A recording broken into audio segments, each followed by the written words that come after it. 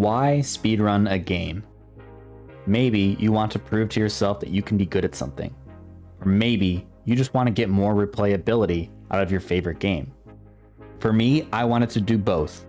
Be the best player at my favorite Super 3D Mario game, Super Mario Odyssey. In less than a month, I got a sub 1 hour and 10 minute time and only 55 total hours of playtime. This is including all the runs that I did and all of the practice on the side. That is less than 2 hours per day of runs and practice combined. But how did I do it? What were the measures that I took to get there? And how can you do it? How can you learn to speedrun Super Mario Odyssey in 1 month? My speedrunning journey goes back about 10 years.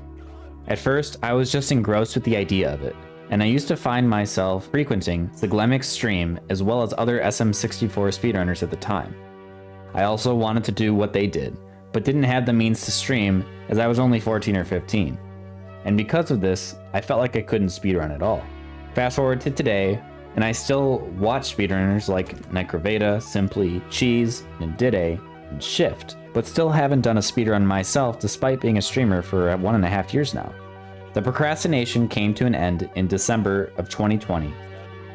Inspired by Necroveda's first sub hour and my own love for the game, Super Mario Odyssey seemed like my kind of speed game. The most difficult thing to do in speedrunning is getting started. You realize you have so much to learn and seemingly no way to go about learning it. Enter speedrunning Discord communities and YouTube tutorials. If you want to get good fast, you need to join your Speed Games Discord community. After asking them how you should find and learn a route, you will likely be directed to YouTube or speedrun.com's guides. For Odyssey, Small Ant, and Tomshi have some wonderfully detailed beginner guides to get you off your feet and moving toward a good time. It took me about 1 week to walk through and learn the basic beginner route, as well as some other more difficult techniques that I wanted to learn, before I tried my first full run on stream. I had already completed a run off stream just to prove to myself I knew the route, and so I had a time to run against while I was streaming. The trick I spent the most time learning in the beginner route was the flooded pipes in the Wooded Kingdom. That trick took me about 2 hours before I had it down about half the time. So it was pretty tough, and the segment is only about 20 seconds long. I also spent a decent amount of time learning Flower Road Skip and Fast Hats before my first run. Now, none of these tricks are very important, but because I had the motivation to learn the tricks, why would I waste that motivation?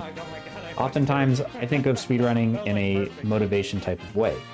If you aren't motivated to learn a trick, don't force yourself to learn it unless you feel like you have to.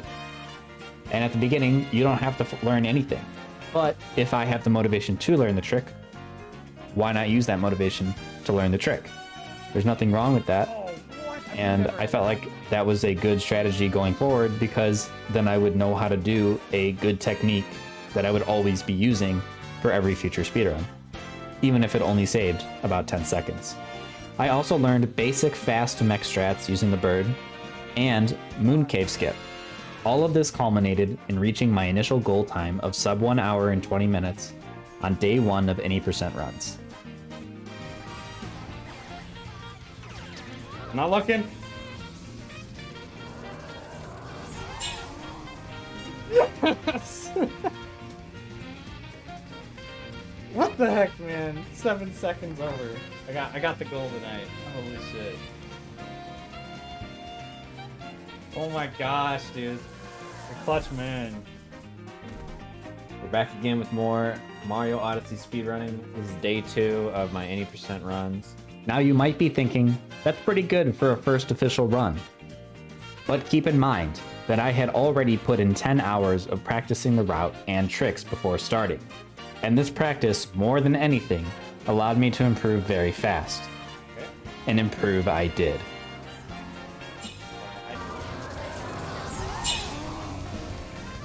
Oh, okay, at least we got a good PB, and we golden moon. And my times kept on getting better and better and better. One of my times, my controller died as I was entering the pillar room.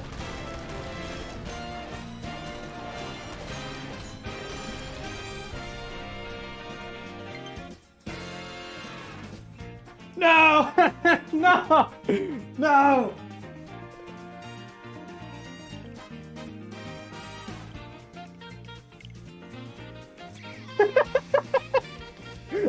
It's so scuffed. I'm using detached Joy-Cons. I've never done this before. Alright, what did I get? But even then, I still PB'd, and then I continued to PB a couple more times afterwards. But the last PB I got, I realized I wasn't going to be able to get a better time without a significant amount of practice or more runs. And since I think practice is much more efficient in terms of getting better, I decided to put in some practice time for the first time since I had started. If there is one important idea to take away from this video, it is how one should go about practice. You must be mentally present while doing practice. This is true because when you make a mistake or are slow, you need to break down what you did, how you did it, then decide or discover what you should do, and finally, do the correct method several times in a row to prove that you understand the correct method. What this allows you to do is get rid of old, bad habits you may have picked up simply just by playing the game, in favor of better, more consistent, fast habits. During my 4-day break from any percent runs, I learned to consistently dino skip, fast Madam Brutal fight, consistently get better at wooded times and luncheon times, more consistent mech strats for the Bowser mech fight, and I learned better moon movement, all the way up until I get to the church. When you are practicing, don't focus on goals, but rather consistency is much more important, especially at our level. After all of the practice had been finished, I decided it was time to go back to any percent runs and finally get that sub 110. On my first run back from practice, I PB'd with a 1 hour, 11 minute, and 8 second time. Just 1 minute and 9 seconds off of my goal. Not long after, I had a sub 110 run going into Moon, but I choked the Moon cave skip and lost 25 seconds. Still, I finished with a new PB of 1 hour, 10 minutes, and 19 seconds. Somehow, my next PB was only by 7 seconds, and I was tantalizingly close to my goal, only needing to shave 13 more seconds. Another run shortly after the 1 hour, 10 minute, and 12 second run, I was 1 minute ahead going into Bowser's Kingdom. But I managed to majorly choke and die in the topper fight, losing the run. It felt like every time I was about to hit my goal, I found a new way to fail, with my sum of best segments now showing that my true potential was a 1 hour, 7 minute, and 36 second run. I knew that I just needed to mentally stay together in the final kingdoms to secure the time I wanted. Make sure it works. The morning after my failed sub 1 hour and 10 minute run, I started streaming before work, hoping to get one good attempt in. The first handful of kingdoms were average, but that was fine because my time save was in the later kingdoms. I managed to hit the backup strat for flooded pipes, so I only lost about 5 seconds there.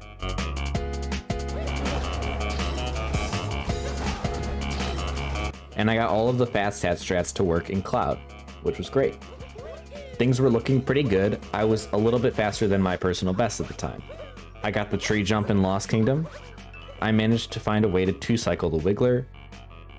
Coming out of Metro, I was 41 seconds ahead of my personal best, and things were looking really good. However, in Snow Kingdom, I went the wrong way, and I lost all of my time save there. Despite this, Seaside and Luncheon went very smoothly, and only Bowser's and Moon stood in my way now.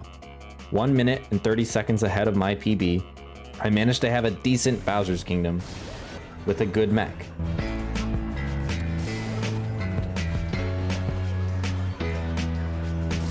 Got it. But it's gonna help a bit. It's gonna help by like 10. So I was still 1 minute and 10 seconds ahead. Moon was going well enough as I managed to fast hats Bowser. The Bowser sections following this went pretty well until I entered the final room in the game. Alrighty.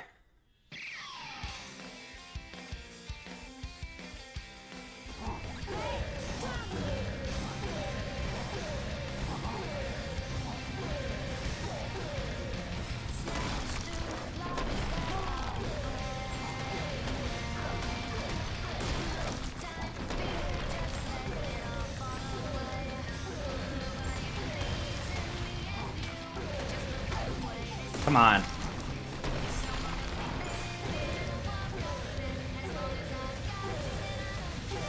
Oh my god, go straight.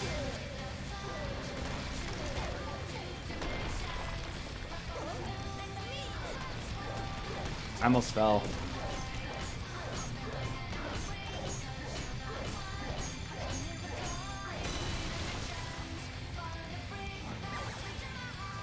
I did it, man! I did it! I did it way too early! That was way too early! I'm better than Spike Vegeta. Get wrecked, dude. I'm better than JoJo Beans! It took 12 days of running any percent and a lot more days of practice. It took me just about a month. And there you have it, a 109.15.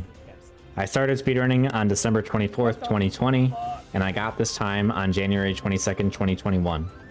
I've never speedrun any other game before this, outside of Cookie Clicker, but that game doesn't take nearly as much skill as this game did, and I didn't put nearly as much effort into it either. I was extremely proud of my work ethic and dedication to reach this time, but the journey is far from over. I am continuing to do any percent practice and runs at twitch.tv/LogicPQ almost every day. So give me a follow there if you want to join me on my journey to becoming the best. Please like, subscribe, and share. I am a small creator and all of the help I can get makes a huge difference. I plan on making more progression videos every month so everyone can follow along with the journey.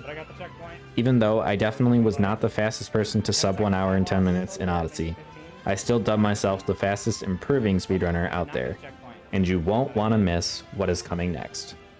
Enjoy all of the bloopers, and I'll see you next time.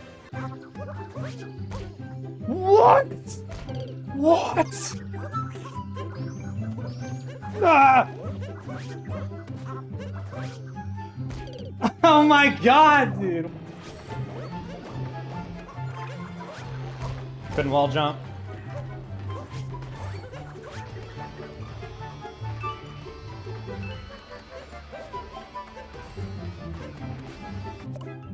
I'm just so tilted from this shit.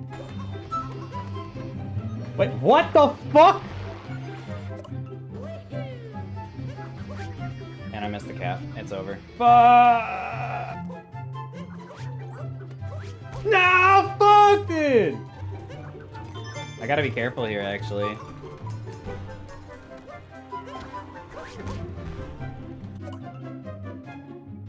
And the run dies.